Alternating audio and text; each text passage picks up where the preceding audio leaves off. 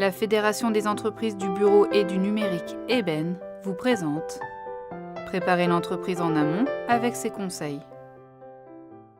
Préparer l'entreprise en amont avec ses conseils, c'est configurer et dimensionner cette entreprise dans la perspective de cette opération. L'acquéreur veut savoir ce qu'il achète, le vendeur doit savoir ce qu'il vend, et pour ce faire, la seule solution, c'est bien évidemment de procéder à un audit complet de l'entreprise dans toutes ses dimensions juridiques, fiscales, comptables. Configurer et dimensionner l'entreprise sur le plan juridique, c'est s'assurer tout d'abord de la régularité des contrats qui ont été conclus par cette entreprise. Le bail commercial, par exemple, effectivement, est un des contrats les plus importants pour l'entreprise. Il s'agit d'éviter que, postérieurement à la cession, le repreneur soit confronté à une augmentation de loyer considérable. Si l'entreprise n'est pas locataire de son immobilier mais propriétaire, elle pourra à cette occasion mener une réflexion sur la sortie de son actif de l'immobilier. Configurer et dimensionner l'entreprise, c'est aussi optimiser sa structure financière.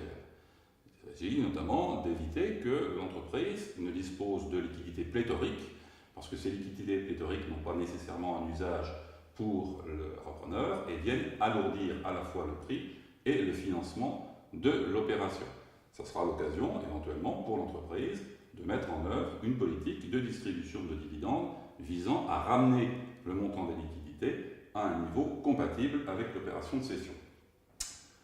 Configurer et dimensionner l'entreprise, c'est aussi analyser bien évidemment sa dimension sociale. C'est-à-dire que des habitudes ont pu être prises avec le personnel sans être formalisées, des avantages ont pu être attribués à certains membres du personnel sans avoir fait l'objet, bien évidemment, là encore, d'une formalisation, voire des usages ont pu se créer sans que l'entreprise n'ait véritablement conscience des implications que peuvent entraîner la constitution de ces usages. Configurer et dimensionner l'entreprise, c'est aussi s'assurer de la régularité de la rémunération du dirigeant. La loi fixe un certain nombre de conditions de forme pour pouvoir faire en sorte que cette rémunération soit légitime. Trop de dirigeants négligent cet aspect et se trouvent confrontés après la cession à une demande de la part de repreneurs de reversement des rémunérations fixées de façon non formelle. Configurer et dimensionner l'entreprise, c'est enfin auditer la dimension fiscale de l'entreprise, s'assurer que la politique d'investissement, la politique de constitution de provision est une politique cohérente.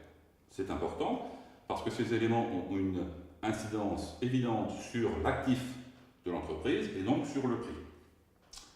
Configurer et dimensionner l'entreprise, c'est finalement analyser les zones de risque, élaborer et mettre en œuvre les mesures coercitives de façon à ce que cette opération puisse être mutuellement profitable aux vendeurs et à l'acquéreur.